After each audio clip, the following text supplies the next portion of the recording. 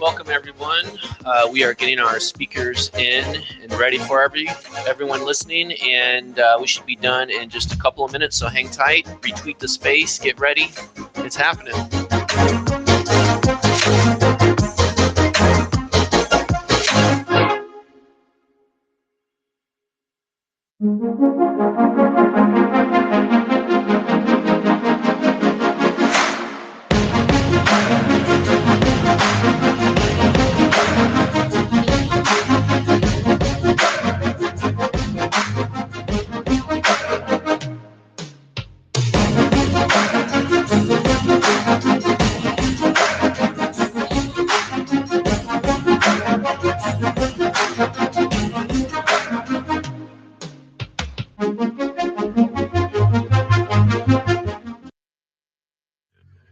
Nine, eight, seven, six, five, four, three, two, one.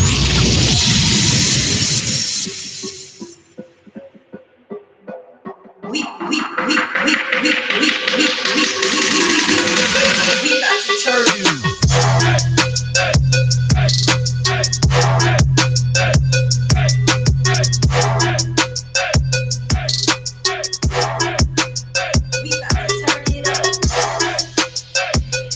All right. Welcome, everyone.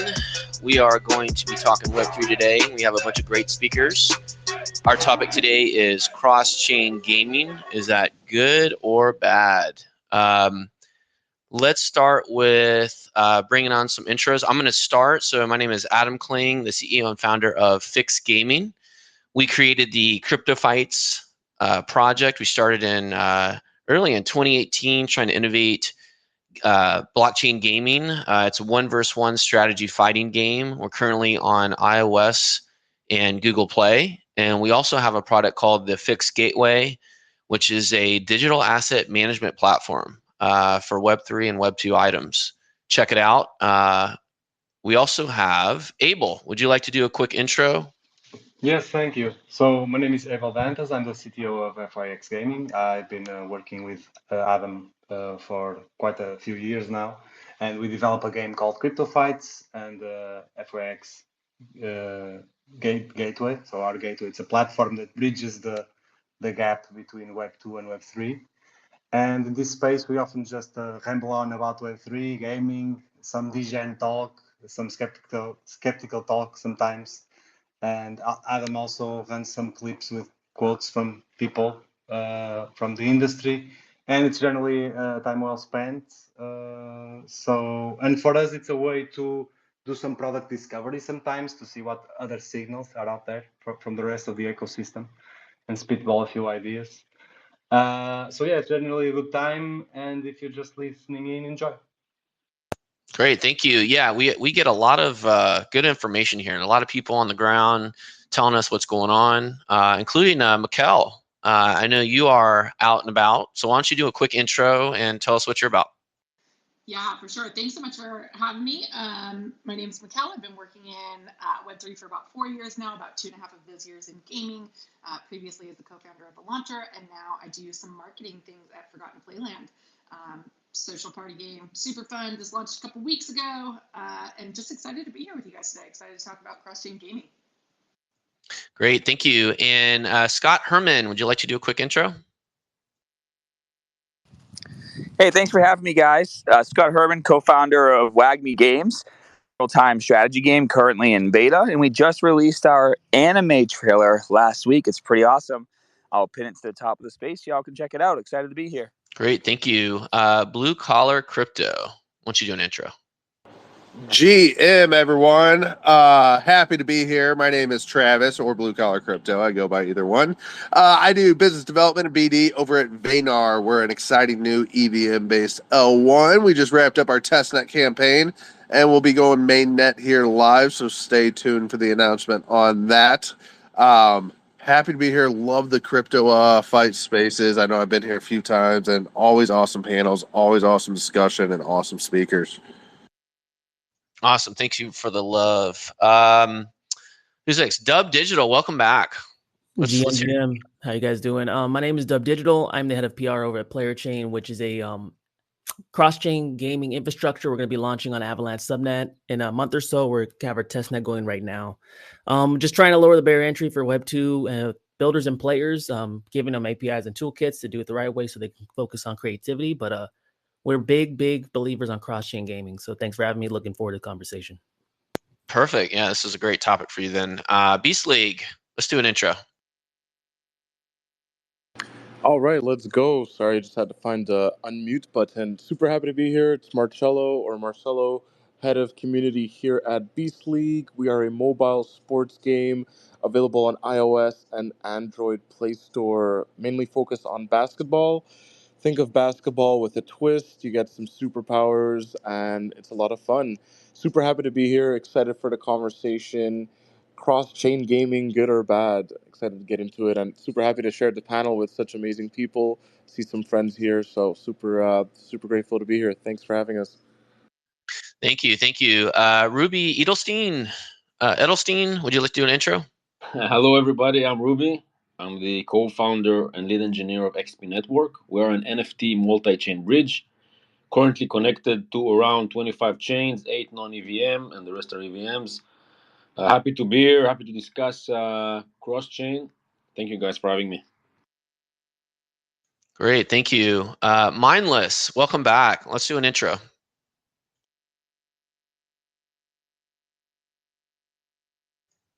I do not hear you.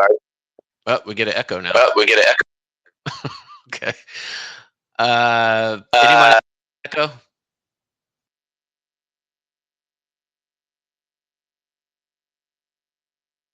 Sorry, what was that? All right, I think Mindless is having some problems. I was getting an echo. I wasn't hearing Mindless at all. Anyways, Mindless, when you get back, we'll have you do a quick intro, and we'll come back to you. And I think we have actually a couple other speakers that are having some problems. So why don't we go ahead and get started and open up this discussion. I think the first good question for this is just the whole premise of cross-chain. When I started in this space, there was really, I think I would consider Ethereum was essentially kind of the 80% of the market. Like you would just think of Ethereum and everyone was on there, fees were low, and it was kind of a different feeling. There wasn't, it's kind of like when you go to the grocery store and there's, 100 different cereals to choose from. There was really just, one cereal and it all tastes good. So now we have all these different chains. We have chains that are essentially attracting games for, grants, subsidies, basically money. And especially now they're trying to get kind of the big AAA games that think, they're going to bring, the users and the transactions to their chain.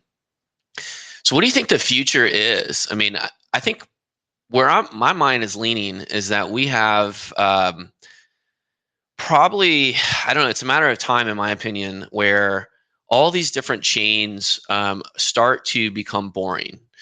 Obviously the scalability of a chain, I think, is going to be very, very important for success. Fees. So we just partnered with Scale, for example, and they're a gas-free chain. That's probably going to matter for players that, don't want to have to acquire the base currency, or maybe you're going to have to do account abstraction and sponsor the gas and so on. So it might not be a big deal, but there's definitely going to be properties of each chain that might matter in terms of players. But if you think about it in 5 years, is it going to be just boring? And is cross chain kind of maybe a misnomer where maybe they don't care what chain it's on? So I see a lot of hands up. I usually do a good job of this. So I'll start from the top. Mikkel, what do you think? Yeah, I just think like eventually it'll look something like credit cards. We have MasterCard, Visa, Amex, and then terminals, and they're all just going to get processed through wallets. Like, I think we pay attention a lot in this space to like what's going on with the chains, and like you said, there's a lot of incentives going around. I talked to Tezos last night at like 11 p.m. who's making a big play into gaming now. If you're looking for grant money, go to them. They're handing it out like candy. And they're all competing, right? But I think we see them merge over time, and we have a couple big winners, and then they're all just contained in single wallets. Users don't care about what chain we're on. We're not talking about them nearly as much as we were. It's just more of something that we care about in this space, right? But it's not a consumer-facing issue. Right. Dub Digital, what do you think? Yeah, I think players don't care, and as the time goes on, it's just going to get less and less important. I've been in crypto for a while, and I don't really care. I just want to be able to jump to where I want to go with my funds, and then if it's in gaming, that's great. And then maybe I want to pop off into a meme coin, and that might be on different chains because different chains have different cultures. We like to think there might be a couple big winners, but in my mind, I think as we go along, no chain's going to be able to handle the amount of throughput and transactions this thing can really take on if there's really global adoption. So I think the only way to really do it is to connect them all together. And I think cross-chain gaming is just going to be a big part of that, because when you think about gamers, it's really just focused on fun. It's very, very associated culture-wise with meme coin culture. Just want to have fun. That's what I want to focus on. I don't care about the technical. So I just see it kind of working together. All right, so let's dive into that. Do you think when we say cross-chain, does it mean that your game that's on Polygon needs to I'm trying to think of the right word, like an asset from one chain needs to be usable on another chain? Because obviously that means we're bridging assets from one chain to another. Do we have almost like attestation solutions? You know what I'm saying? Like, are we saying that, or is it more like you said? I just want to be able to have the frictionless experience of multi-chain. So if game number one is on chain number one, and then game number two is on chain number two, and it's just like I can just use either, and it's no big deal. Is that what you mean? Yeah, that's what I mean. And I think what's going to be obviously bridge technology has come a long way since the beginning, where it basically didn't exist, and now we have data bridges. I think that's going to be the future. Not necessarily wrapping assets more or less, but bridging data. And I know that could be complex when it comes to NFTs and assets like that. It's not all the way worked out, but I think we're closer than ever been. So bridging data over, at least being able to bridge funds over NFTs make it a little more complicated. But I think the seamless playing between chains and making it frictionless is where we need to go. All right. Beastly, what are your thoughts? Yeah, no, these are some really great points. At the end of the day, I think, especially when it comes to gaming, I don't think anybody really cares. We just want to play some games, guys.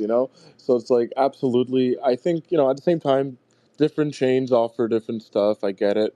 Definitely important to look at, but if there's two ways of looking at it. I think I've always said that I think the future is multi-chain. I think we're definitely going in the direction. At the same time, I don't think we're really going to be looking at the chains, right?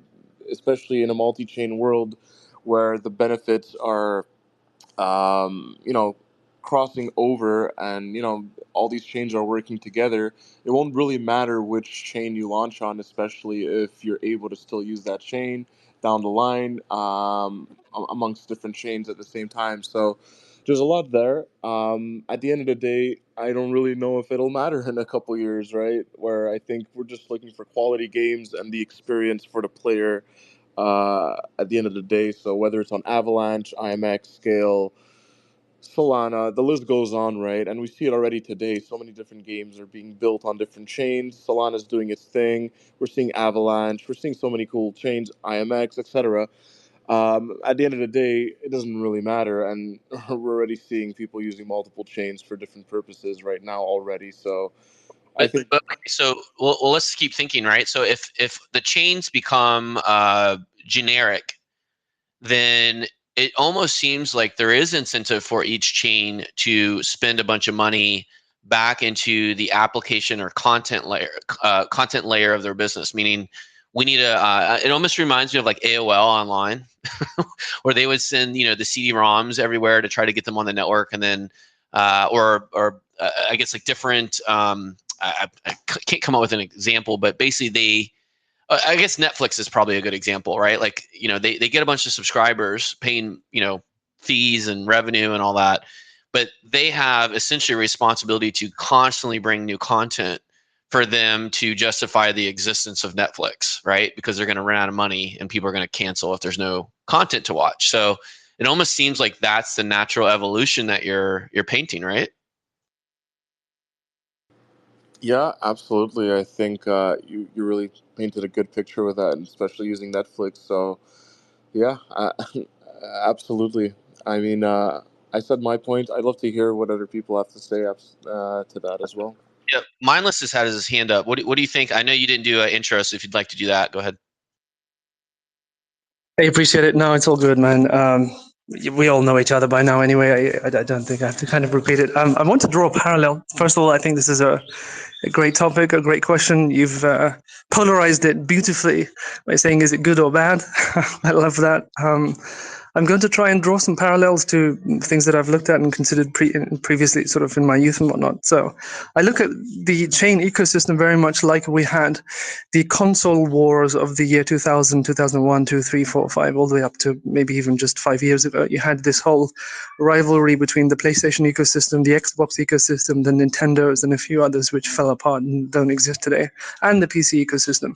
And these were all siloed, built heavily internally with their own sort of parameters, their own benefits, weaknesses, hardware differences, software differences, building kits. You had the rise of Unity and Unreal, and you had all these custom engines built natively within these sort of consoles and platforms.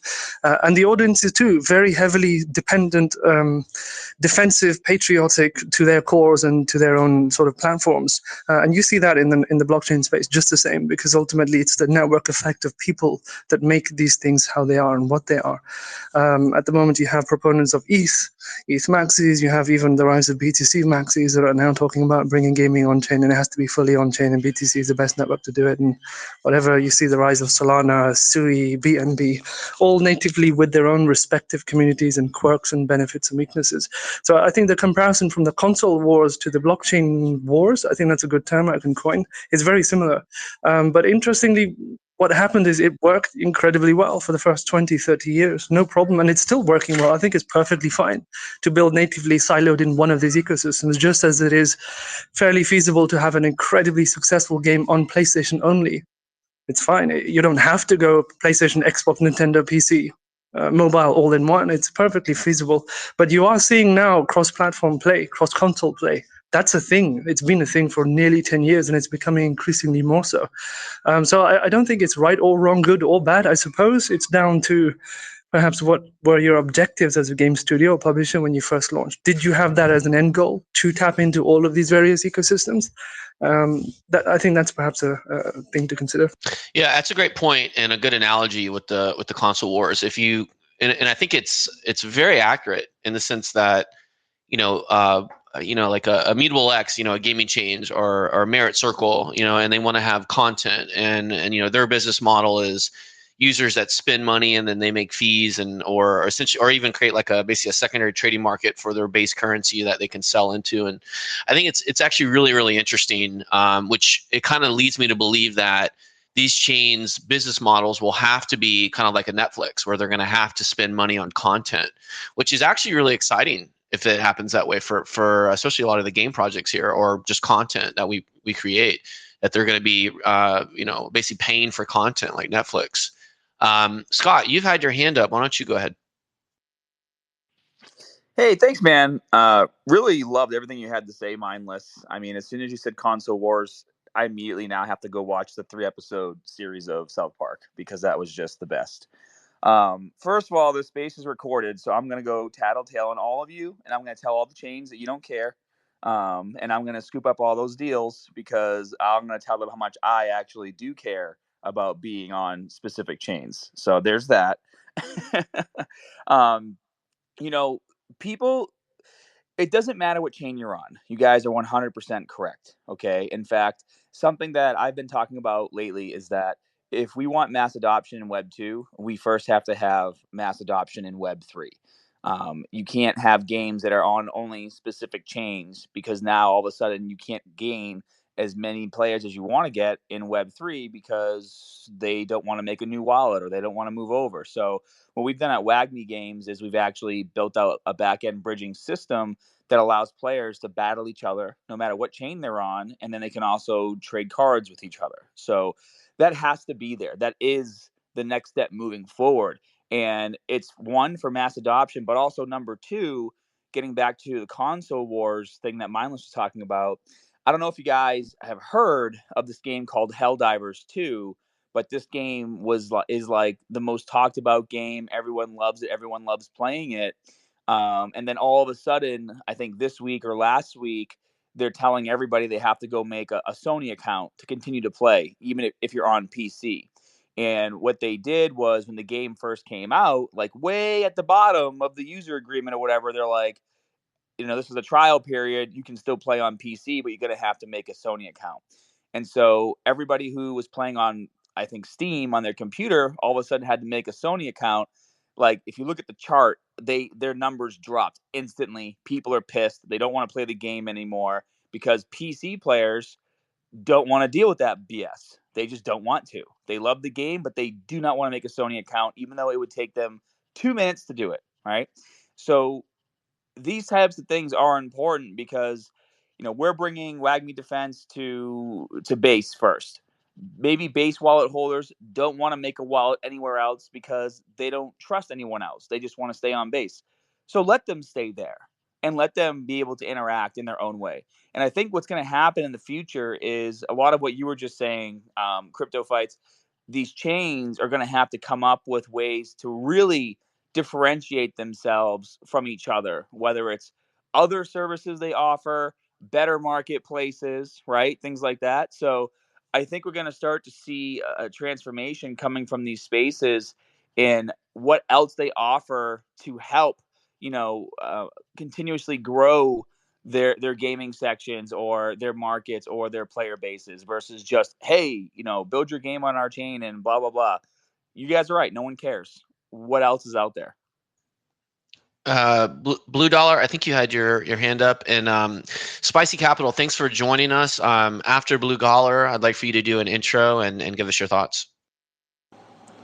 Yeah, I was just going to kind of, I think great points were made. And at the end of the day, the blockchain is just the tech layer. And I feel like, especially in Web3 gaming, we're kind of trying to appeal and need to appeal to two different markets, like the Web3 market and the traditional player market, because you really need that traditional player market to be like sustainable and have the user base and everything else, because Web3 just isn't quite big enough yet to really do it on its own.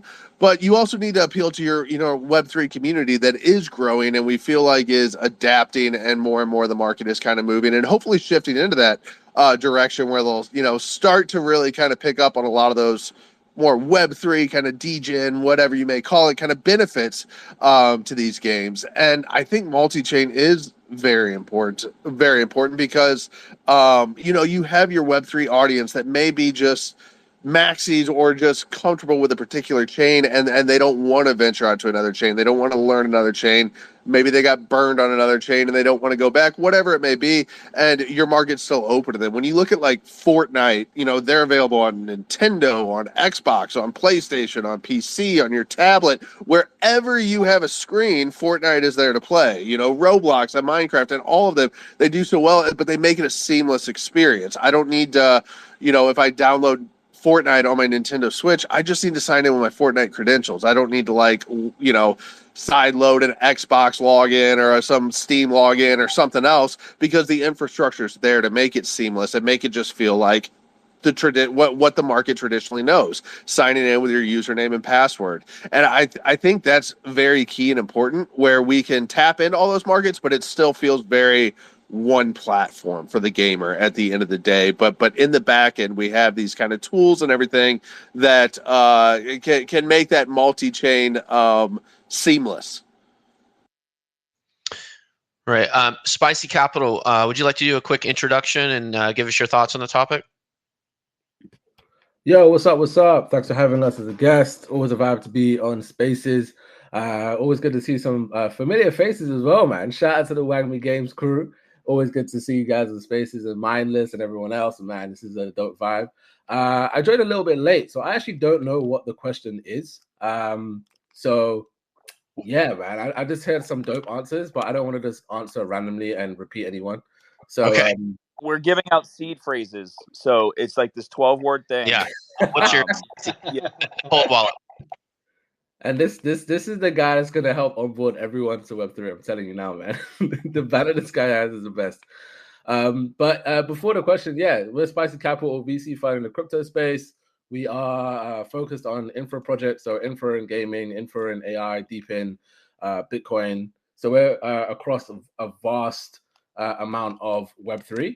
But we're not just focused on certain sectors. Our main thing is infrastructure. So if a sector or a project is working on bringing or making infrastructure easy in the space, then we definitely want to be involved. Okay, so question for you, Spicy. So we were talking about like the different chains giving out grants and subsidies to attract games or content and thus users to their chain.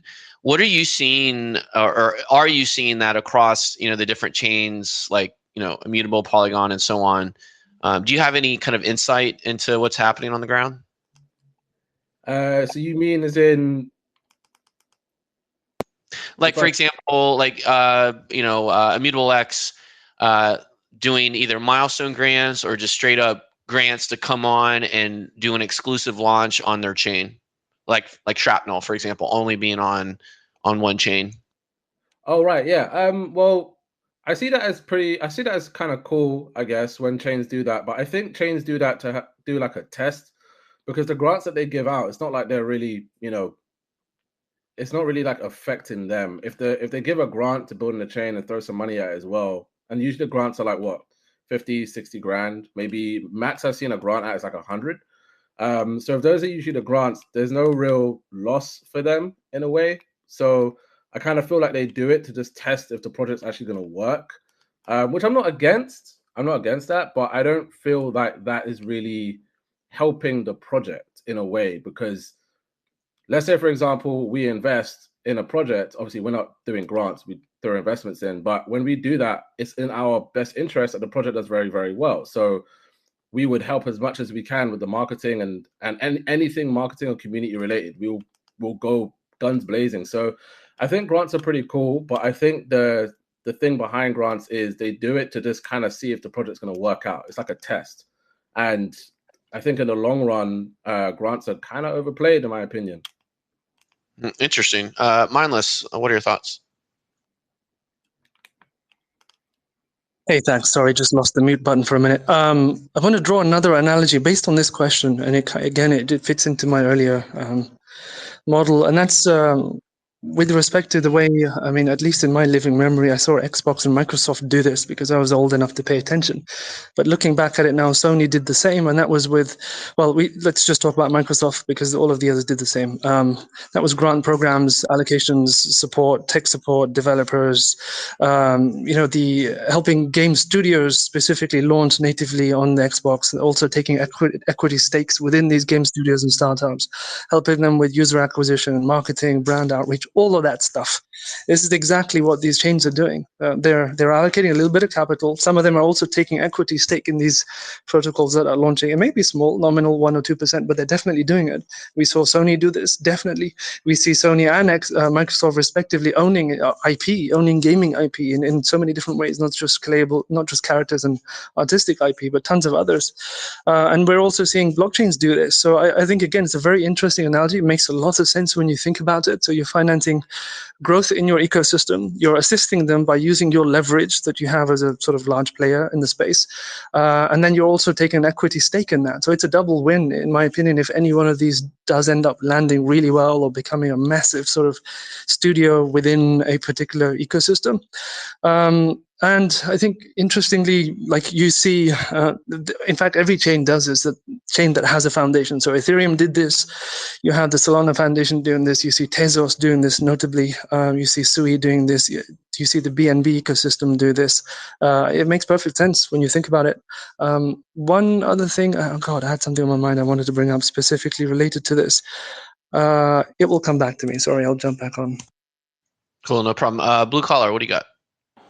Yeah, I just want I really agree with what Spicy said. With the grants tend to be a bit overplayed anymore. You know, we experienced ourselves. You know, we were on like 6 different chains before we created our own L1, and it was like so often you found like, hey, we're going to give you $50,000, or we're going to give you, you know, X, Y, and Z to come over here and build. And like you would get there, the grant money would run out, and it was just kind of like, good luck, you're on your own. Like, and there wasn't a whole lot of support, and we still hear about it from a lot of chains. You know, I won't mention any names, but you know, you see projects leaving some of these chains after like signing these big deals just, you know, 12 months ago. There was a big one where at GDC, not this year, but last year, a large project announced a big integration with the chain, and then 11 months later, they're leaving the chain because they just don't have the support. And I think, you know, for real longevity, real sustainability, it takes so much more than just money. And money is great, but there's so much more value in, you know, those connections and that support, having the tech support teams there, having access to exchanges, to KOLs, to,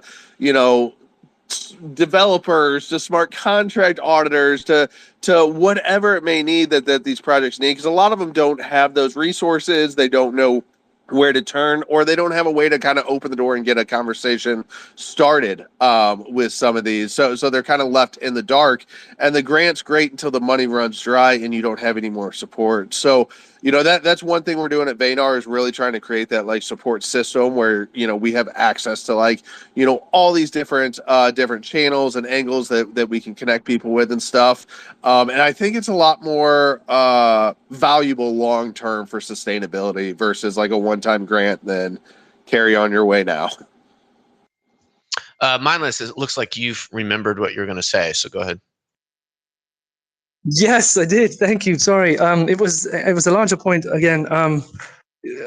As much as we like to think that everything should be cross-chain and that chains or consoles should strive to share everything, I think there's a certain case here which says that the opposite is also fairly important to make sure that some of these things, at least the really, really big hitters, stay within their respective ecosystems. The best sort of example I can give of this is of, let's say, Microsoft essentially acquiring or taking a huge stake in Halo. Right? There's no way in hell they'll ever allow that to go over to a Nintendo ecosystem or a PlayStation ecosystem, because that's IP and ownership that's very specific to the Microsoft ecosystem. It's massive for them. It's an edge that they have, and they'll be silly to just give that away into some of these other ecosystems. And similarly, Sony will do this, and similarly, you'll never see a Mario game on a PlayStation or an Xbox for good reason. So I think there's a strong case to say that, hey, you know, a lot of these chains, when they're focusing on building something internally, it's perfectly okay for them to be very defensive of it and make sure that it stays only within their ecosystem. And if you want it, well, you got to buy an Xbox, you got to buy a PlayStation, you got to buy a Nintendo. So this brings up an interesting question. If it's like Blue Dollar, it sounds like, you know, you are on a bunch of different chains. And you're like, you know what, I'm just going to create my own chain. Well, you know, if the barrier to entry to do that is low, I mean, pretty much you can create your own chain now, I guess, because it's all open source, right? Or L2s, L3s, whatever you want to call it. Doesn't that lead to more fragmentation of the network that it's on? And if so, doesn't that bring us, I feel like, full circle back to where we started in the Web 2 space? All right, Mindless, what do you got? Yeah, this is a good one. I'll say this. I think all competition is good competition. Just let this play out, and the best ecosystems will win, and the network effects will dominate, and that's just the natural order of things. All right, Blue Dollar, what do you got? Yeah, no, and I completely agree with that point. And you know, I always like to say that there's a big difference, and you can see it in a lot. Whether it's a chain, whether it's a project, whether it's a idea, business, whatever it is, are you creating a solution and then trying to find a problem for that solution, or do you see a problem and then you're trying to create a solution? You know, with us, it was more than just not having, you know, we didn't want to necessarily create an L1 at first. There just wasn't for some of the problems we were facing and some of our big brand partners that we were working with that was causing hesitation for them. There was problems that they had that there wasn't a current solution for.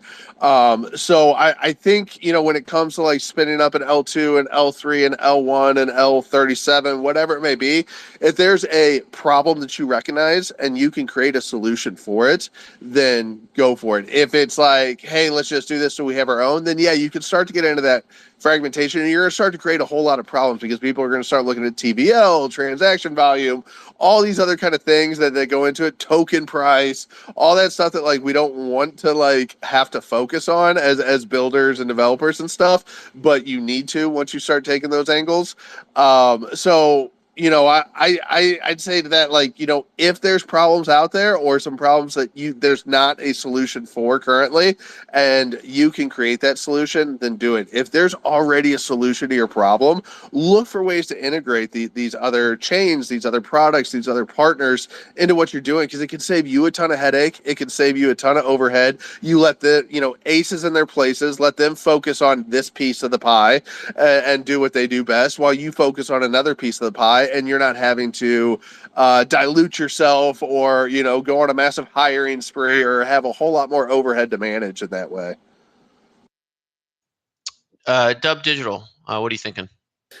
Yeah, I mean, that's really why we were attracted on Avalanche and launching our own Avalanche subnet. It's your own chain. It's able to handle the throughput and the efficiency, but still part of a larger aggregate chain, right? I think that's one of the going to be the future, especially for gaming, right? Because you don't want to be like tied down by another DApp that has nothing to do with your game.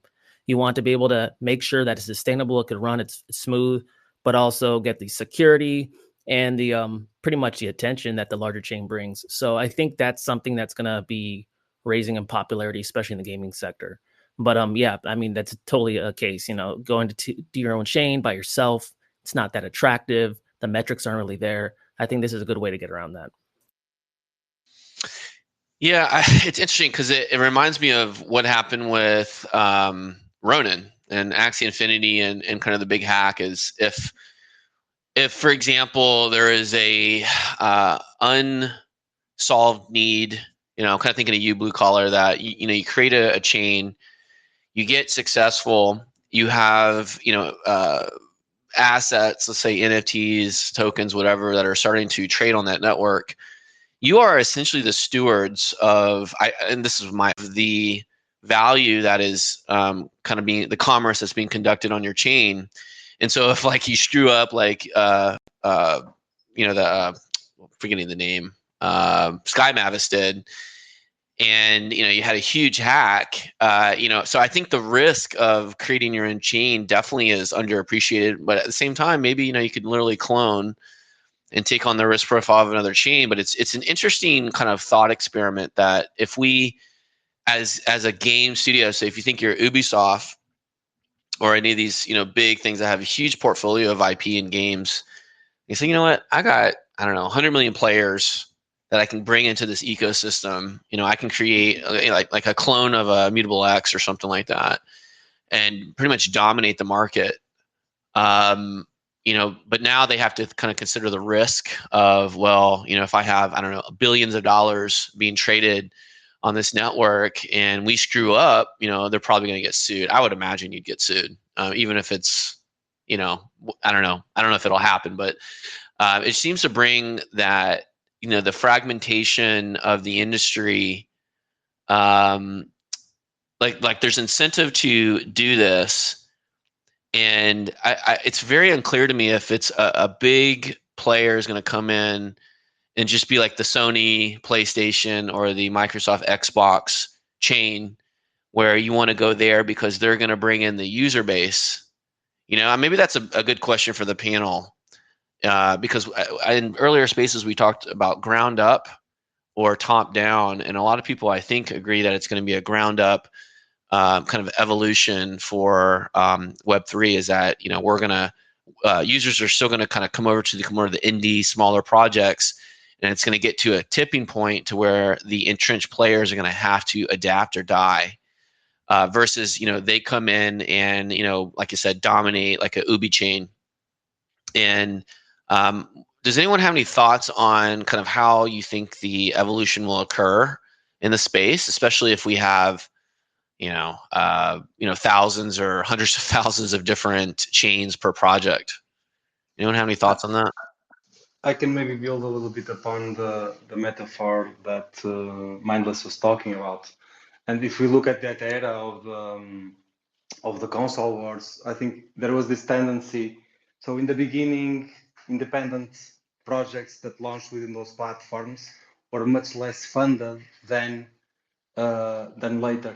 So in the 80s, 90s, independent projects on those platforms didn't get as much sort of buy-in from the platforms themselves than they later did.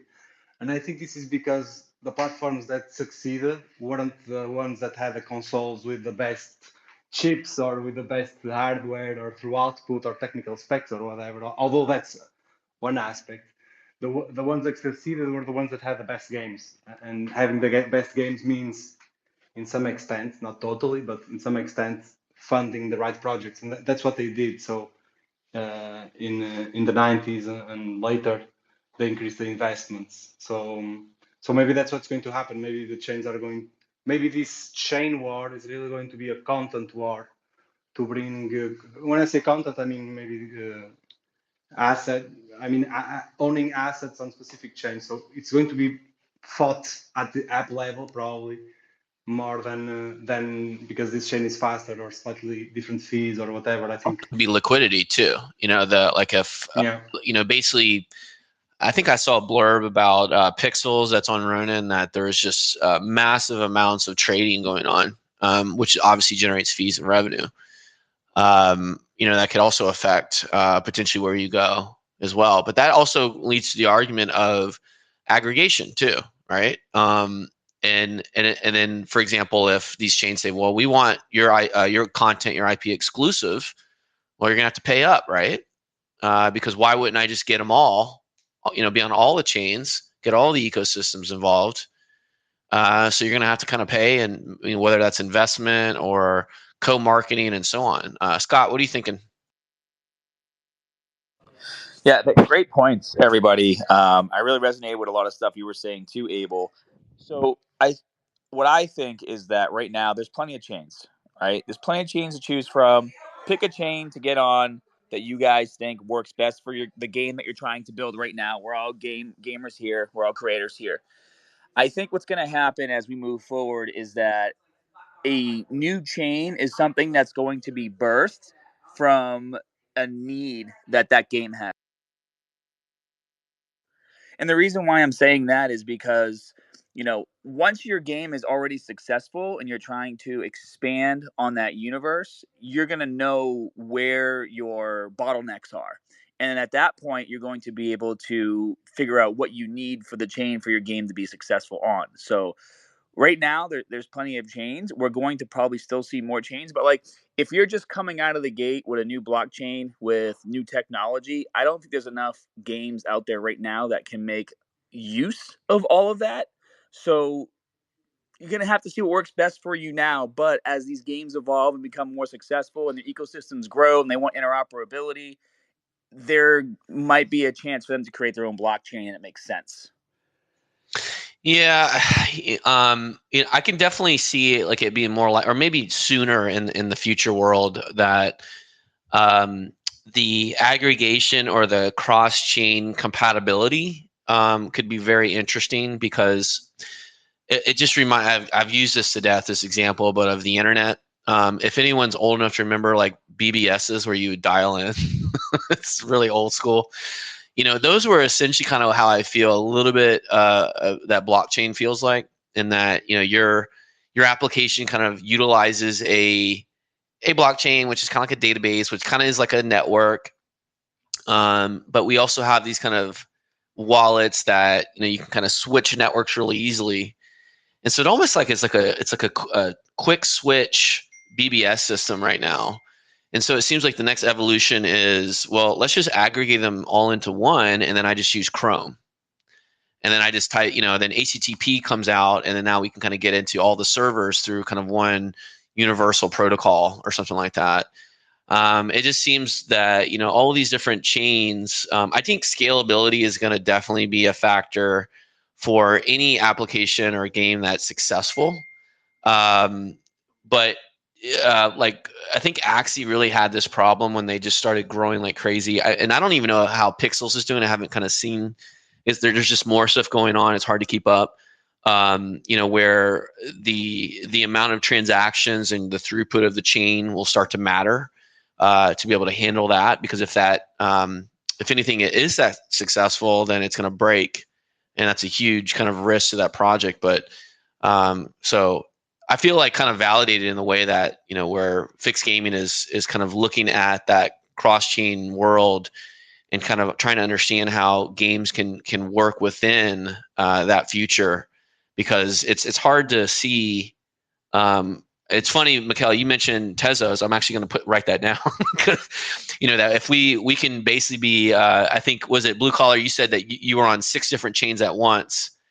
Right. So I feel like, why don't we all just do that? So Mikel, actually, you haven't talked in a while. I'm actually curious of your thoughts on this discussion. Oh God, I've been like multitasking, so now I feel horrible. You're saying like you think like the question is basically, should we all just be on all the chains? Yeah, it's chains will stop giving us grants, right? All these different chains, and do you pick one or do you just use them all?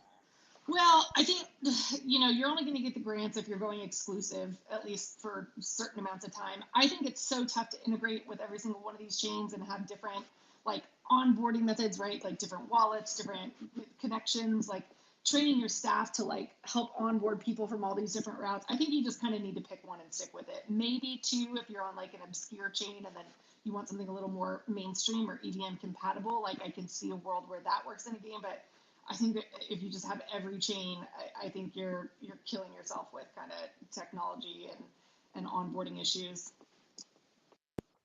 Interesting. If it wasn't I guess a big development cost or labor cost, would it be a no-brainer for you? I just don't know. Like, I try to think about it. Like, okay, if I had my cell phone and I could have every provider on my cell phone. Like, I don't know. I think I'd have to think through this a little bit. That's actually a really good analogy. Because like there'd be some coverage in some area. I don't know. Yeah. Go ahead. Well, like the cost, like I'm on Cricket, which is basically AT&T sublease, I guess.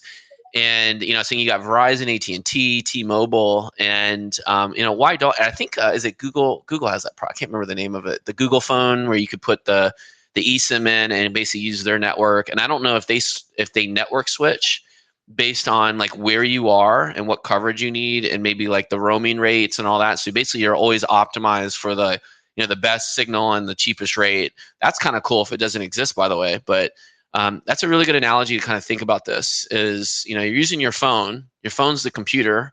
It kind of runs the applications, and the network is kind of the communication part of it. And if you think, the blockchain is almost that. We have a way to communicate, to do payments, and kind of other application communication. What is the need for kind of these different chains like Scale? Like I said, no gas. It's kind of subsidized by the developer. You have,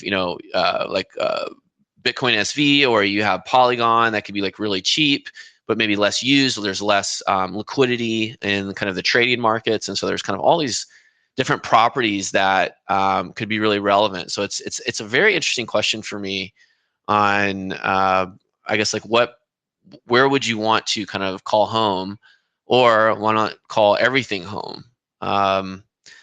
So it's a good question. Anyone have any thoughts on that? Maybe Beast League, do you have any thoughts on that? Sorry, I've been multitasking as well. Can you just repeat the last Everyone, piece? you need to stop. You need to focus 100% on this. Retweet the space, like undivided attention here. I mean, come on. Only one of us can admit that at a time. Marcelo, not Okay, to fair enough. go off Retweeted a the space topic. already an hour ago, so we're good on that piece. Just But one. being on X because you have all your feed to look at. This is really an addiction, guys.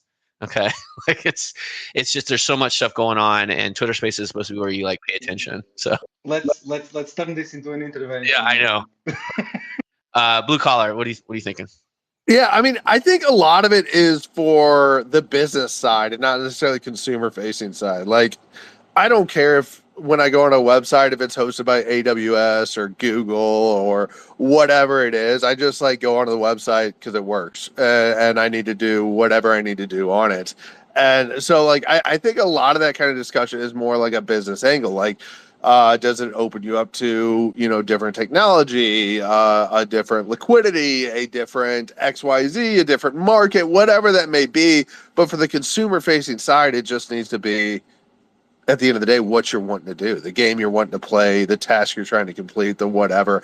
I have never once in my life looked at a website and seen how it is hosted. I've never once in my life swiped my MasterCard when I bought my gas and checked to see how the transaction was processed. I just go to do what I need to do, and I do it, and I let the business of MasterCard decide how it's best for them to process that transaction or route that or whatever they need to do. I just care that it works. So I think a lot of that kind of comes down to more business decision as opposed to like what the consumer actually knows, cares, or even thinks about. But you think the example you use, I think we all need to just drop some love for blue collar, dropping just absolute fire at this whole space. So let's all love do that. you, Scott. I was going to push back actually, because you use in your example a MasterCard, and you don't care how MasterCard processes, but you had to possess the MasterCard to use. And to me, that's like the app in our analogy here, right? Is the app kind of demands what rails or network you use, or can demand it. Yeah, but at the end of the day, I only have my MasterCard because that's what like Bank of America gave me. If they would have gave me a Visa, I'd be using the Visa. Right, like I didn't. The money, right? Yeah, it's just like a way to spend my money, and that's all I care about. It's like I want to spend my money however I can do it. That's like the easiest, and whatever you give me to do it, like I'll do it. Mindless, what are you thinking?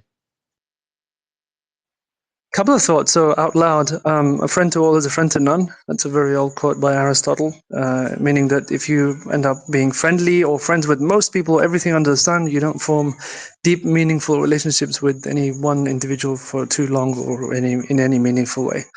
And I think if you're a game studio in the space, you should put yourself first. And it's okay to build specifically and exclusively in one ecosystem somewhere if your objective is to be incredibly successful, and then decide where you want to go next. Think of this: these chains need you more than you need them, all of them. It's the same for absolutely every single one. And there's nothing to suggest that if you become incredibly successful, you can't go and launch your own. You absolutely can. There's no reason why you can't, especially if you find out that you've outgrown the ecosystem you're within. I think that's something I'd actually like to see more of going forward. I'd like to see some larger competition with these networks in terms of the games that were built on them, moving off of them, taking all of that sort of liquidity, player, user base, value capture with them. I think that's competition I'd like to see in the space. And lastly, I think when you look at, oh God, I'm really mixing my thoughts up today. I'll come back to this. I'm sorry. I think I'm also multitasking. Because you're mindless. Got him. We got jokes, man. Yeah, I think he made a good point though about so at Forgotten Playland, we decided to go exclusively with Hyperplay because we did want to build a meaningful relationship with them. They've given us tons of marketing support. They've run Twitter ads for us, right? Like if we were going on every single launcher and spreading ourselves thin, we wouldn't be getting any of that. In fact, some launchers wanted to actually charge us to come on their platform. That's part of the reason we selected to go with Hyperplay. So yeah, I think there is a lot of value in building those deeper relationships and co-marketing and doing so in a meaningful way instead of splitting your player base between a bunch of different chains and launchers. I think Mindless has remembered. Why don't you go ahead? Yes, Mikkel, thank you. That was definitely it. You triggered my memory somewhere. So You look at now, one other great example is Steam. Look at where they are now and where they started. It started off as a game, Half-Life, and then spun off a few decades later into arguably one of the largest players in the gaming space, at least for the PC side of things, now moving over into console and other things. That was a game. It was a gaming studio. It was a gaming startup that did so incredibly successful and then captured all of that value and spun it off into something else. I want to see more of that in the Web3 space. And it's perfectly fine to build on ETH natively, do incredibly well, and then go and spin off your own layer one somewhere and take all of that capture with you. No qualms against that. And I think we should actually see that. And maybe there's a use case to say that perhaps some of the largest layer one solutions we're going to see are going to come from independent small game studios today who will go on to become the Valves and the epic, Fortnites of the next decade. And it's starting right here in groups like this one with folks like you guys. Well, I appreciate that. And I think we are kind of starting to see that. I think especially with the spasms in the Web 2 gaming industry and the layoffs and all that is these veterans are starting to think, well, you know what? Can I just go raise a bunch of money to, for my game studio that's, now in air quote Web3 and kind of create that. And also, I think my 2 cents is we had a space, and it might have been you, Mindless, but we were talking about basically the template for how like a successful operation of a game. And we used the reference of the free to play, I think it was Clash of Clans or something like that. That everyone's kind of against it. It didn't seem like it was going to work. And then all of a sudden we have someone that figures it out. They figured the puzzle out. They templated it. And everyone obviously sees the success. The kind of the early majority says, okay, we now have case studies and references, and we can kind of look at it and see it with our own eyes about how they did it. They study it. And I studied like the Axie system.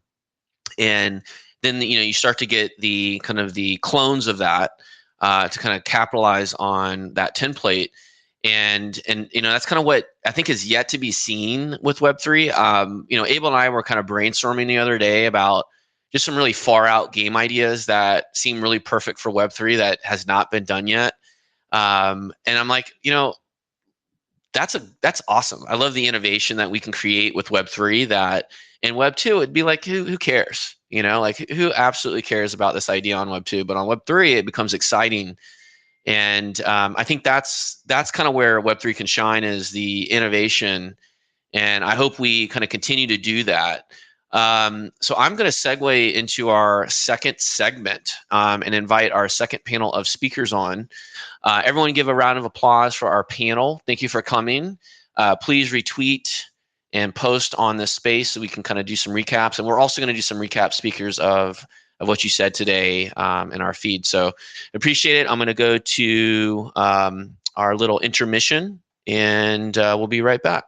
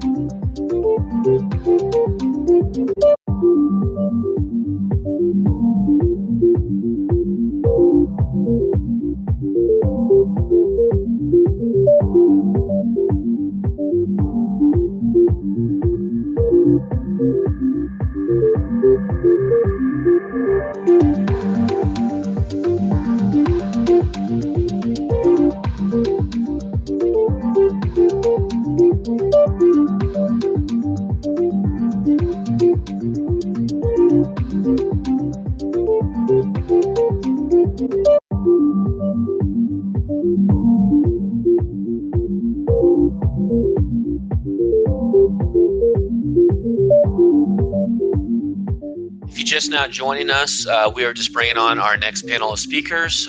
Hang tight, we'll be back on.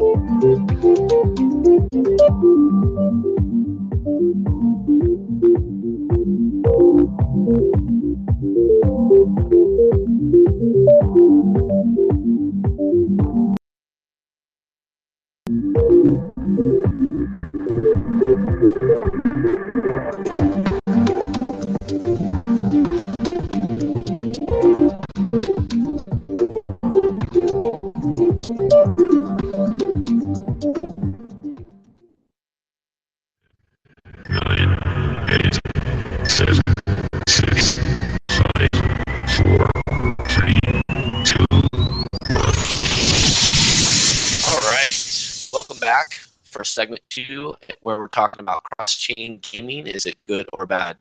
We have a new set of speakers today, and I will start with Layer 1X. When you want to do a quick plug, Layer 1X. Hey, can you hear me? Yeah, good go. Perfect. Good morning, good evening, good afternoon, wherever you're at in the world. My name is Cody. I am the Chief Experience Officer at Layer 1X. Layer 1X is a fully decentralized, bridgeless, interoperable blockchain that focuses on a variety of different industries, including gaming, and bringing new infrastructure and technology to enhance gameplay experience. So thanks for having us. Happy to be here. Great, thank you. Satoshi University, you want to do a quick plug? Tell us what you're about. Oh yeah, hi everyone. It's Satoshi Universe on the mic, and happy to be here. So first of all, we're like an ecosystem of games, comics, lore overall, and for now I think we're the top one entertainment project on the Linea blockchain. So happy to be here, and let's discuss gaming. Great, thank you. Shockwaves. I see AI. Are you? Tell us what you're about. I'm curious about the AI part of it. Shockwaves, you there? All right. Domination, you with us? Hello. Hey. Thank you for having here. I am Marcos, Head of Technology at Black Moon Games. My background is technical, but I come from different game companies and also have experience in another area. Maybe you know, we are working in a video game that the name is Domination, that is a multiplayer third-person shooter. And well, our main objective is that the player enjoy the match. So we have a unique core mechanic that differs from the others and also creates. And also we're working in creating an ecosystem around it. So, and you know, we are working involved in Web3, and we are working in our tokens, NFTs, and all related with this. So thank you. So we have a weird thing. I hear like a playground in the background. It's not from me. Does anybody have unmuted or muted? I'm sorry. What am I trying to say?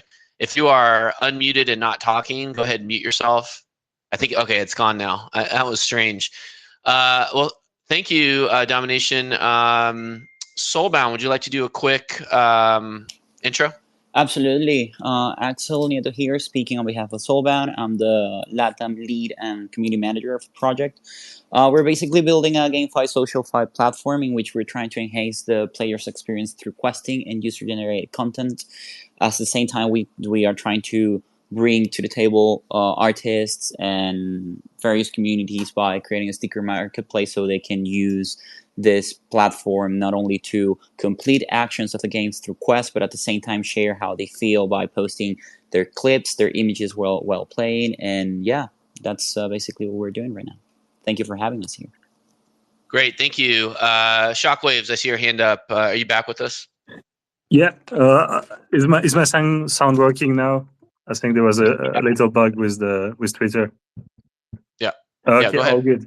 Hi everybody. I'm Benji from Shockwaves. So we are developing a Web3 game that includes AI. So the AI part, as you ask, is essentially, since we're doing a multiplayer first-person shooter, it's really important to have a game that is running at any point in time, that gives the best experience for players. So whenever someone is connecting to the game, there is automatically a match that is starting at that time, and it really gives a good experience. And for this, we use artificial intelligence because it's a way to replace players, and we don't do it with just like kind of bots that would just kind of replace players, but not in a really convincing way. We kind of push these concepts as far as possible to make them kind of indistinguishable in the sense that they follow the same rules as other players. They can talk in the chat. They can participate in the economy of the game, and so on. So really, it makes they're kind of on an equal footing with other players.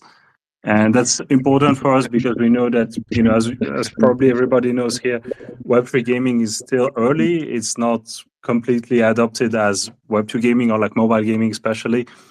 And so it's really important to be kind of resilient, whether or not you're in a bull market or bear market, or whether or not like the population is really high and all these things like that. So that's kind of at the center of the project.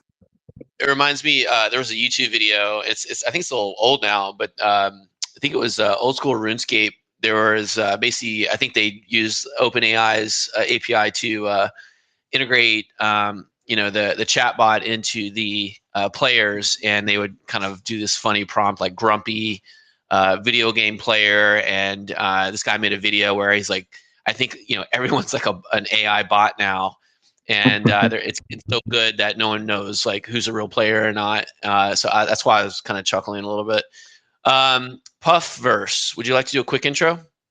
Yes, GM guys, this is Miko. I represent Puffverse. We are a Web3 gaming and metaverse company. We have a casual mobile game called PuffGo. This is inspired by Fall Guys and Stumble Guys, and it's social. You can play it with your friends at the same time, and it's also it's also open to both Web 2 and Web 3. Like you don't need to have an NFT to begin playing, but of course there are perks with having the Puff NFT. Right now we are introducing a sneak peek of our Puff World Metaverse vision, where you can download the Puff Go app and you can see a sneak peek of what we envision our metaverse to be. Other developments, we just migrated to Ronin, and we're planning to launch our token later this year. So yeah, exciting things ahead for crypto and for our company as well. Happy to be here. Hope you all are doing well. Thank you. Great, thank you. Next, Sonic, would you like to do a quick intro? Yeah, sure. Hey, thanks for having me. Warm welcome from Europe. It's afternoon here, and I'm here on behalf of Slingshot DAO, where we're trying to empower our community. They can basically submit their ideas on the leaderboards, and then community votes based on their token locked power on the best ideas, which then get execution granting from the DAO treasury. So we're trying to empower our community members to build a library of IP. We are currently building games on the Roblox platform because we thought it might be easier to go where the users are than trying to onboard them all at once into Web3. So that's the project that I'm representing here on stage. Great. I think that is everyone. If I miss you, just raise your hand. But I'd like to go ahead and kick off our second segment here. where we talk about cross-chain gaming. Is it good or bad? Puffers, you actually mentioned that you moved to Ronin. Did you move from a different chain previously before you went to Ronin? Well, we had a short-lived stint at Ethereum during the launch of our NFTs in late 2022. And so we immediately shifted to Binance Smart Chain because they've supported us at that stage of our development, and Ronin came along as well this year to as part of a major investment round for us. So that kind of played into So, why we migrated. so is Ronin? They're making investments, and that's why you went over. Not sorry. I have to clarify there. Not Ronin itself. Well, we received investment from well, uh, YGG and Imoca. Let me check. Yeah. So yeah, that's part of our deal. Why we transferred the Ronin because it's part of like our investment round. Yeah, So yeah. I was just going to say, yeah, it's interesting because in the previous segment we were talking about grants or subsidies, and how each chain kind of has to create incentive for content, which is the games to come over and operate on their chain because they want to bring the users. And we compared it to kind of how Netflix has to create and buy content so that Netflix subscribers feel like they're getting the value for, which is what now, $20 a month or something like that here, maybe more. I can't remember, something around there. And so that's interesting that your investors are, I guess, whether I don't know if there's some kind of deal or whatever, but they're going, say, let's go over to Ronin. And also, I think another aspect of it is that certain chains are going to co-market, the project more or maybe better than other chains. So that's interesting. And so I guess the first question is do you think it's necessary, this kind of world that we're creating with all these different chains kind of competing for content? Or do you think there should just be like one or two? You mentioned Ethereum to Binance to Ronin. That's three hops right there. Do you think maybe if Ethereum just didn't get expensive and it scaled, that you would have just stayed put and we would have a different world? Of course, I'll be diplomatic here and say that each blockchain will have their own benefits. Of course, Ethereum benefits from its really huge community, the biggest yet, of course, because it's the starting point of everything. BNB, of course, backed by the world's largest exchange. Ronin, in our case, it fits really well with.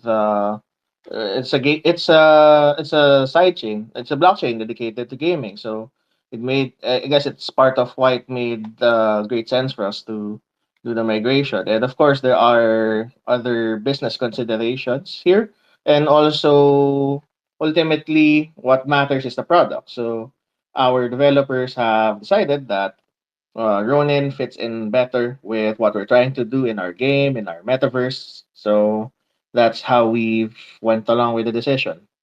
As for the question about if chain gaming good or is cross chain good or bad, I would say it depends on the type of game you're trying to build, and well, of course, with all other business considerations factored in, right? So in our case, we're just a simple casual mobile game. We don't really need a lot of intricacies at this point. Although we would like to point out that, of course, the future might look different and it would make more sense to do cross chain at that point. But of course, it shouldn't stop other projects from pursuing the cross chain path, especially if that makes more sense to them, if it delivers more growth to them. Of course, being exclusive with one blockchain would come with its own, being closer to that particular ecosystem, having access that you wouldn't have as someone that's non-exclusive, I guess, because that's how businesses operate, right? Even with non-crypto. But with cross-chain, of course, it's kind of like being I kind of imagine it like being a gig economy type, or you can get advantages from one side or the other side, establish a bigger network, and just figure out things from there. For a lot of games, Yeah, that's a really intensive community building thing. So yeah, that's That's it. That's it. Don't worry. I'm done. Yeah, I think that's interesting because like if they have a really great ecosystem to come over, and we had a previous speaker that was kind of contrasting that to the console wars. That if you want to launch on PlayStation, and they thought, I don't know, you're a great game, we can create a lot of hype for it. I want you to go to exclusive, and so that was actually a question.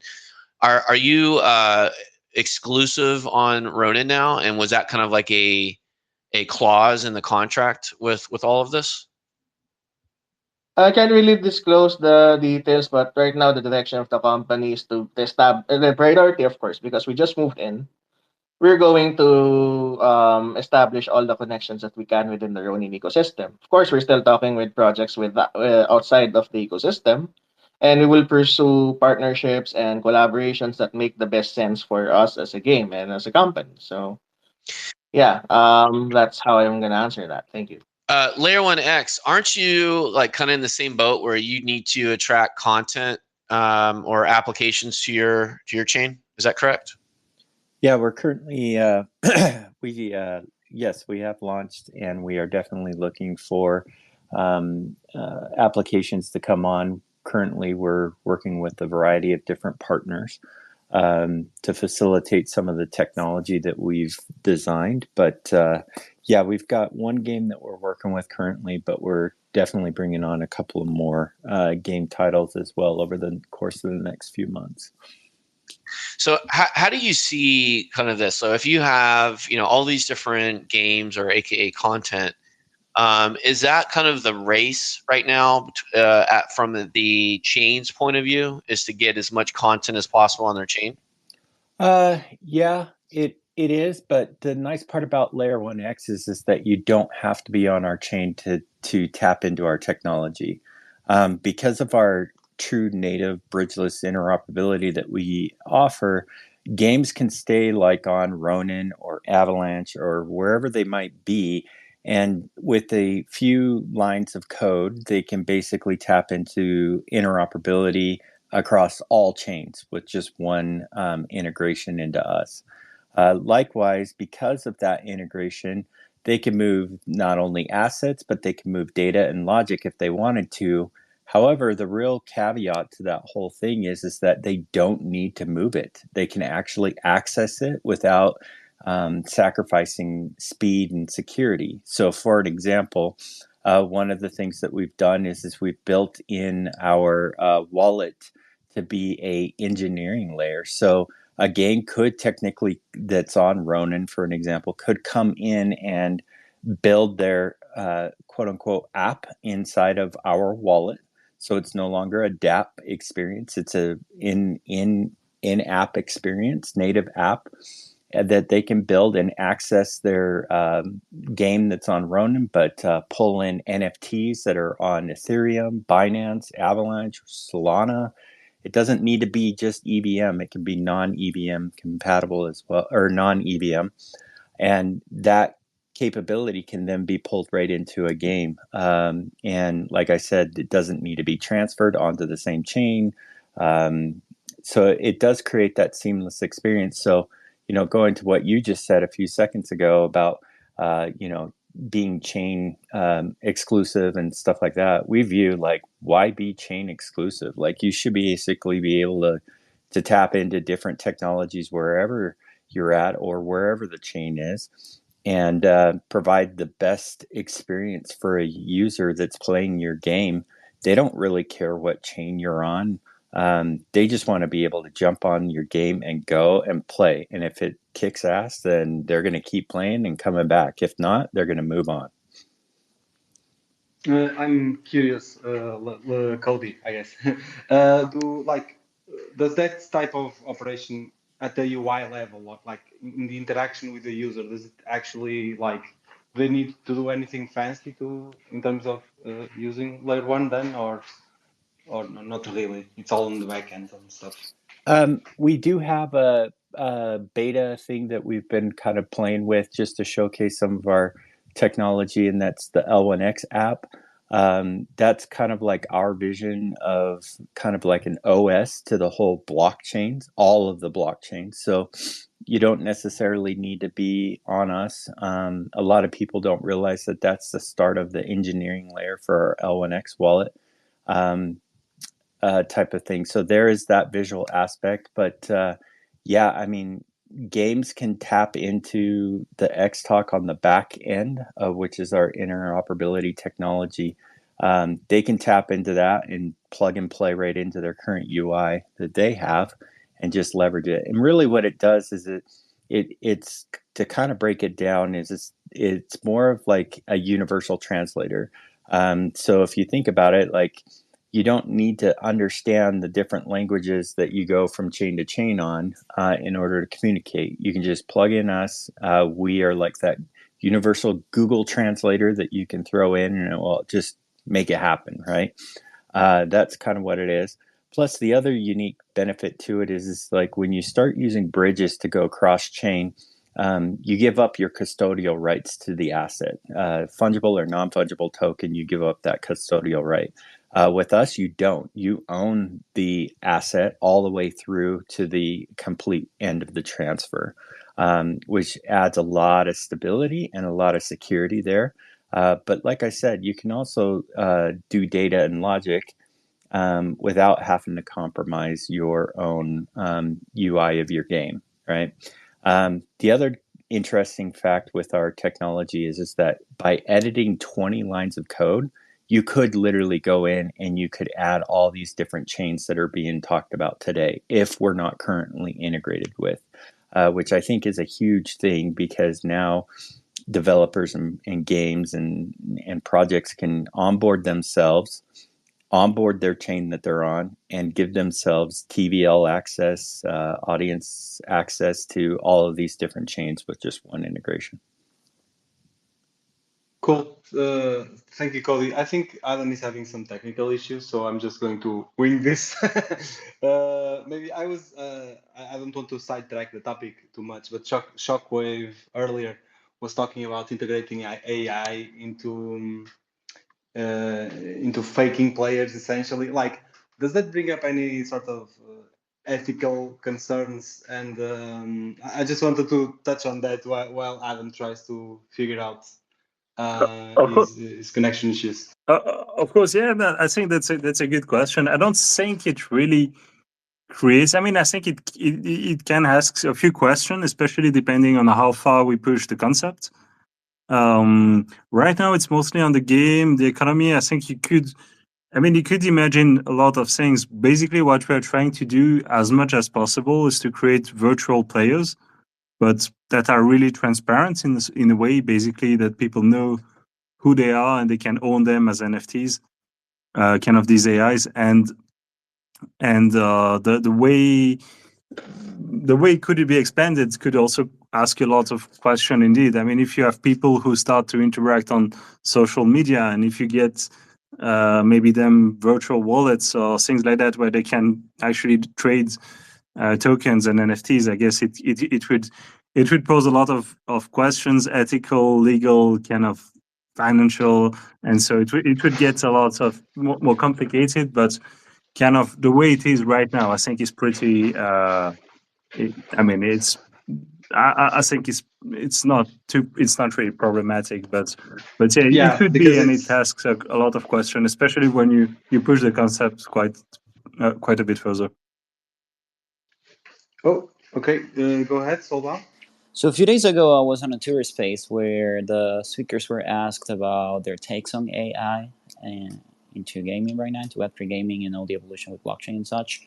And we had like mixed opinions there, but I think what caught my attention the most was that we actually mind about having like the player's experience, the real player's experience, because you can get like things with AI that can resemble a gamer, right, at some extent, but the passion and all the way the interactions happen between communities themselves, like you can move from being just one gamer that's solo, casual player, and then you end up becoming part of a community, and that's something that personally I believe that with AI we can't reach that yet, and we won't be able to reach that quite soon. And that's why the importance of the UGC2, because there you can see who's playing what and with whom, right?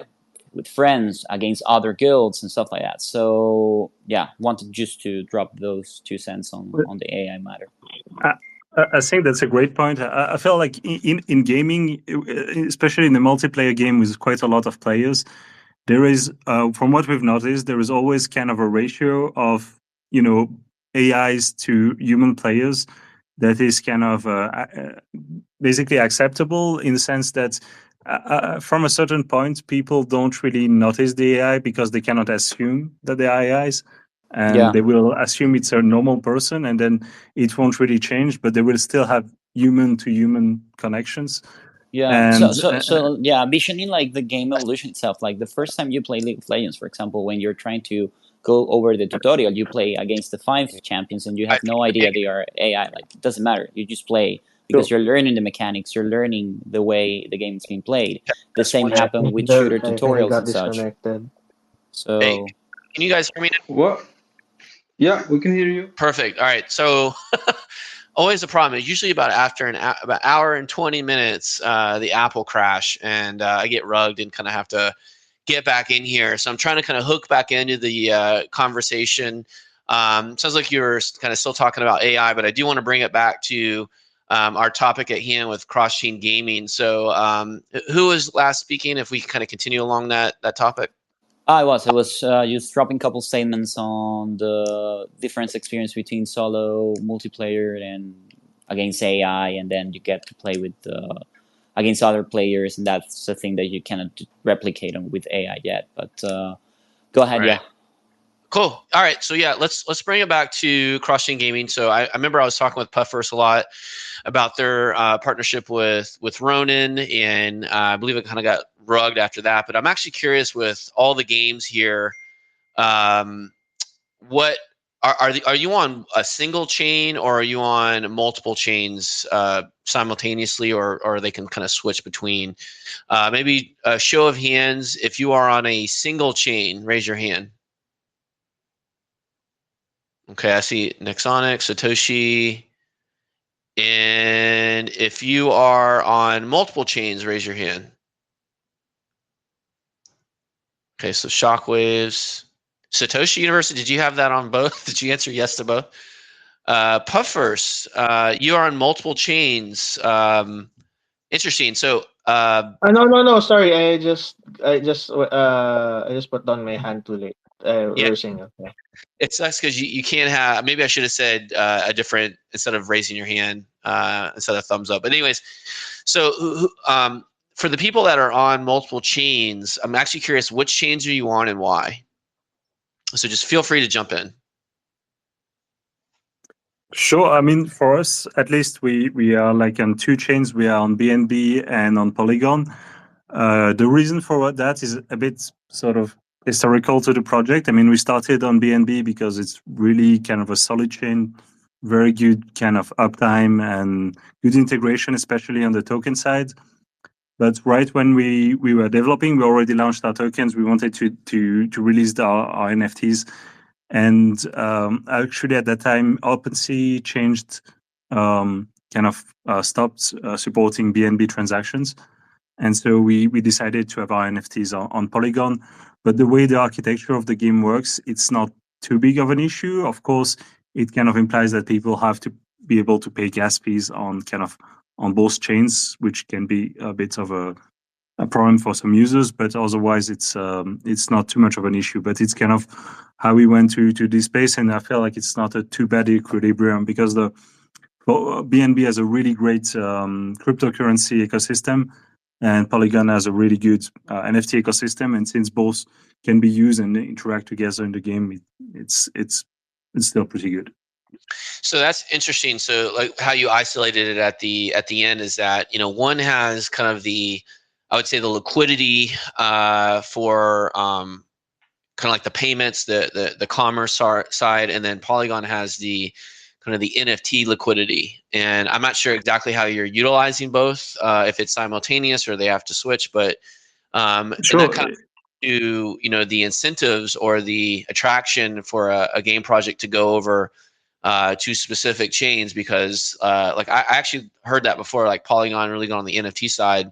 Maybe there's a lot more NFT buyers, and that kind of equates to revenue for the project, which is essentially kind of like a big benefit to go to that chain and kind of how you select which chain to go to. So what were you saying?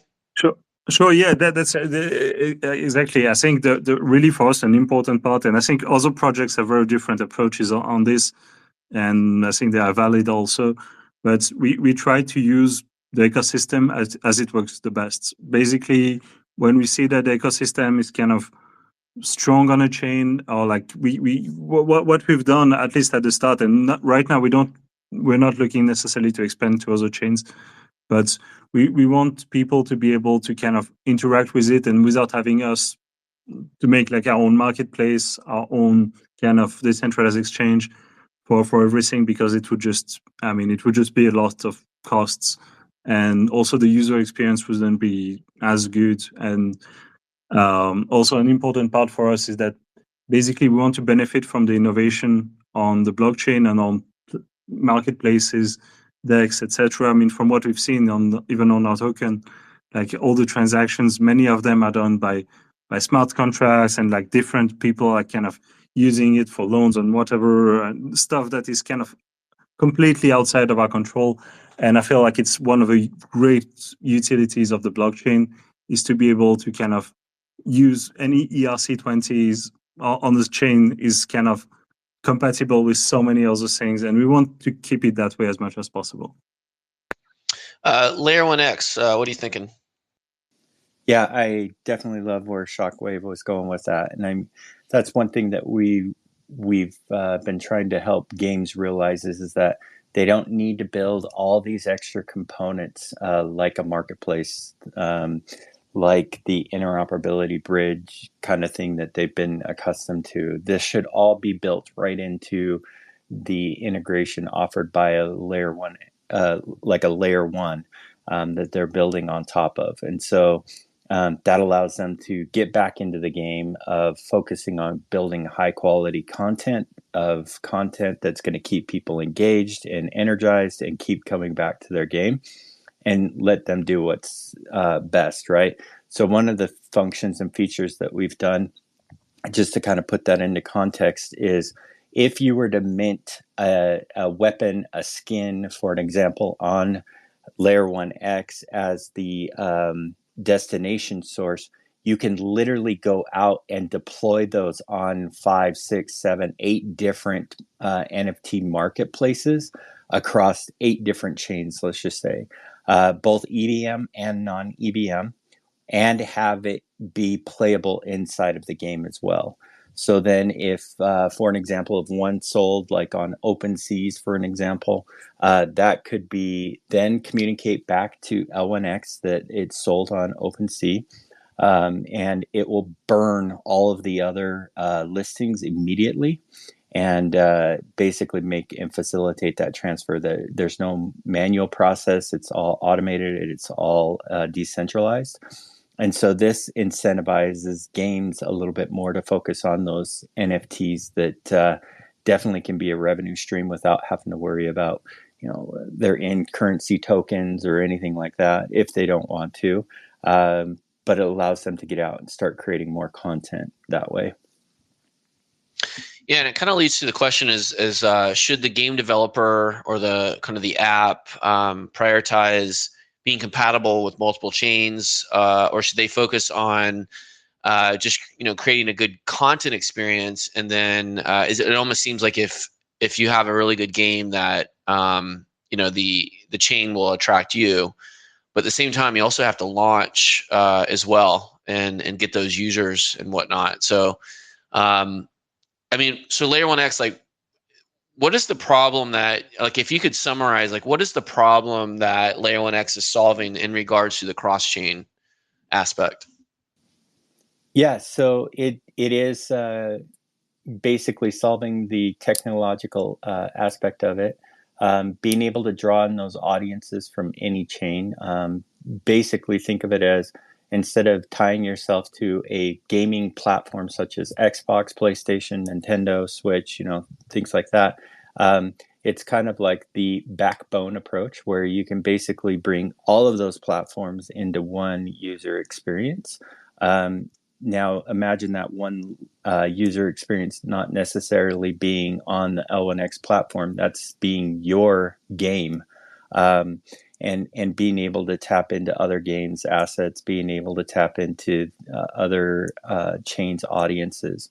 So we're kind of opening up the world for developers and projects and games by basically uniting all of the chains, uniting all the projects, and uniting all the users into one seamless experience. No matter where they come into crypto, at some point they'll cross your path. Interesting. So I guess I'm thinking like if your solution kind of makes games multi-chain compatible, you did mention kind of how the NFTs are sold across multiple chains and I guess then burned on the chain that it was not purchased on. Then like where do you see the industry? Like if you were kind of projecting out, I don't know, 3 years from now, what do you think the industry is going to look like?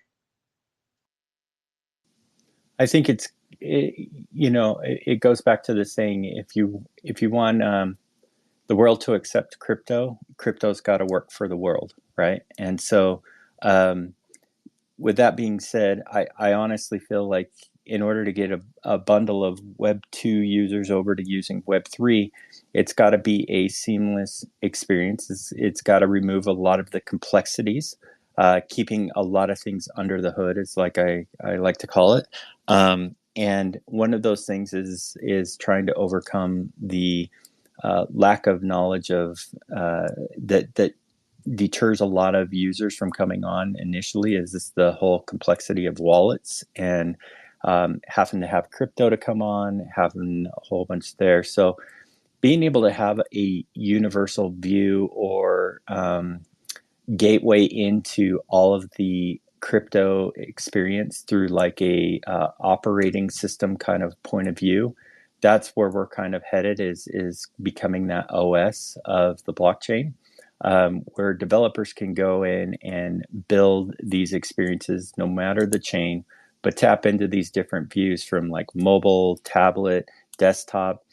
You could even deploy it on smart TVs, Teslas if you got them. I mean, anywhere you can build like an application, that's where we want to basically have our views of where people could go seamlessly, so that you can be playing it on your computer and then you've got to go, so that you can basically jump over and take the game with you onto mobile, or even play it while your wife's driving the car or something. I don't know. Those are the kind of experiences that we're trying to do. So in 3 to 5 years, I think we're trying to make it so that we have that seamless user experience that will help with adoption across the board of bringing people into Web3. Interesting. Soulbound and Domination, I haven't heard from you. Why did you pick the chain that you're on versus others?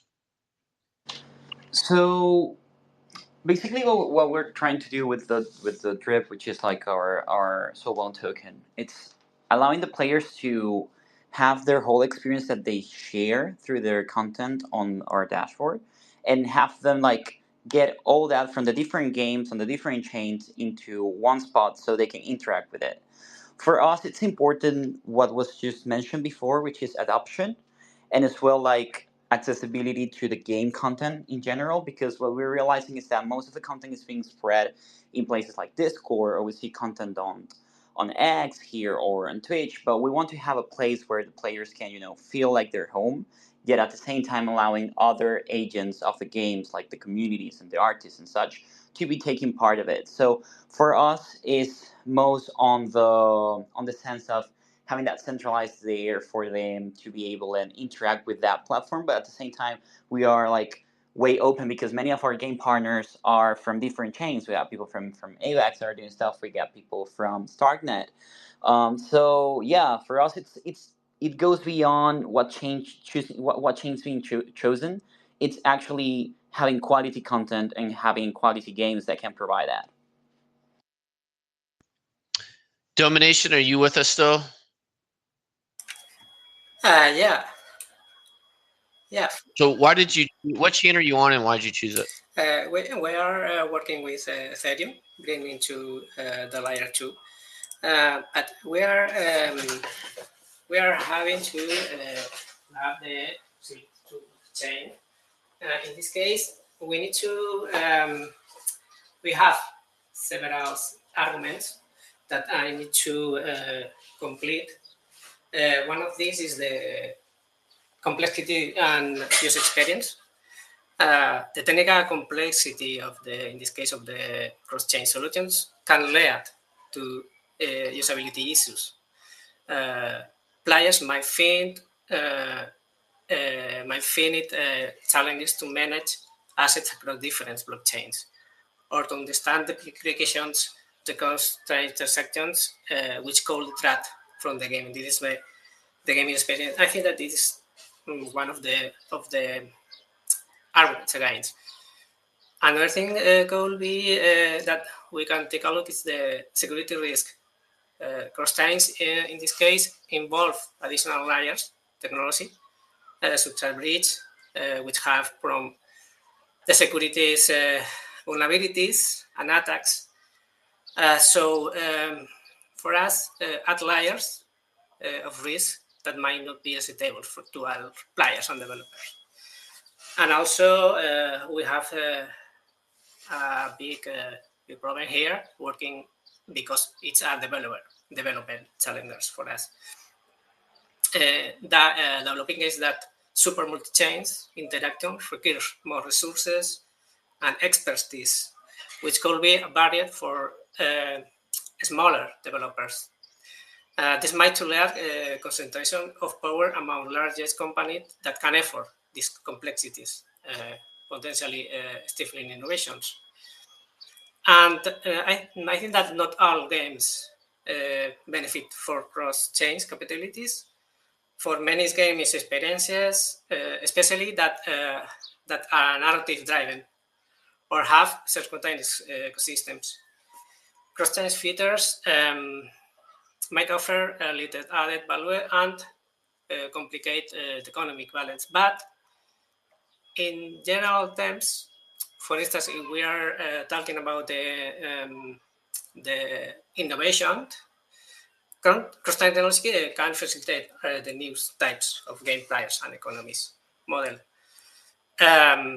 For example, items, characters, earned, and one game could be used in another. So in general terms, in summary, cross-chain gaming seems as necessary for me, are less complicated and legally dependent of the specific objectives and the things, philosophy of the games or platforms. For some, it represents a significant steps toward a unified interoperability of Web3 ecosystems, while for others, it might introduce unwanted complexities and risk.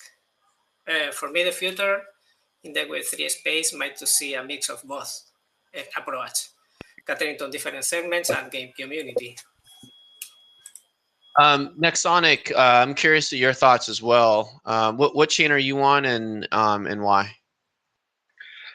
Yeah, we're currently on Polygon. We're basically just pretty much agnostic on which layer 2. We're just basically following the community and ecosystem support. So yeah, we're currently on Polygon. The main reason is that it's cheap, but I can chime in from like a user's perspective that personally, I don't really mind apps being multi-chain as long as they support the same wallet.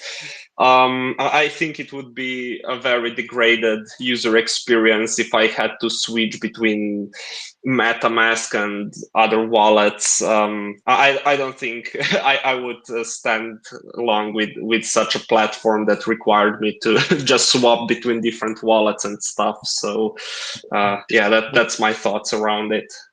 It's a good point because like BTC Ordinals and like MetaMask, I don't believe last I checked they work together, and that was something that we were looking at for the NFTs and or even just Ordinal's protocol in general, because there's other kind of Bitcoin chains like Bitcoin SV, and yeah, you would have to switch wallets, and that would suck. So that's actually interesting. Same thing with, is Solana compatible with MetaMask? I'm not sure, because that's not EVM, but that's a really good.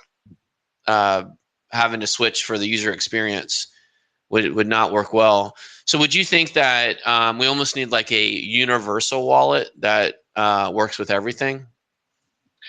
Well, that would be ideal, but I don't think that engineering side would play nice in that case. But personally, I was super glad with Rabby wallet because it just auto switches, because it kind of detects the type of network that a certain app is requiring, so you don't have to manually swap between networks, even though all of them are EVM compatible.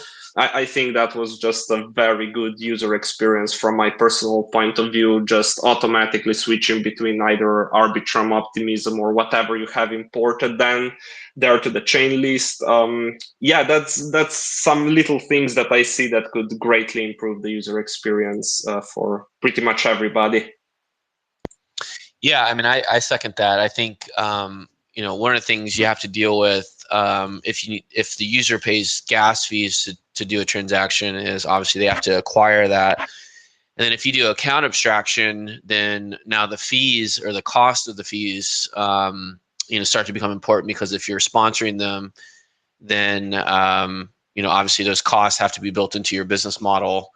And so there's kind of like a, depending on what perspective you are, on and what chain you go.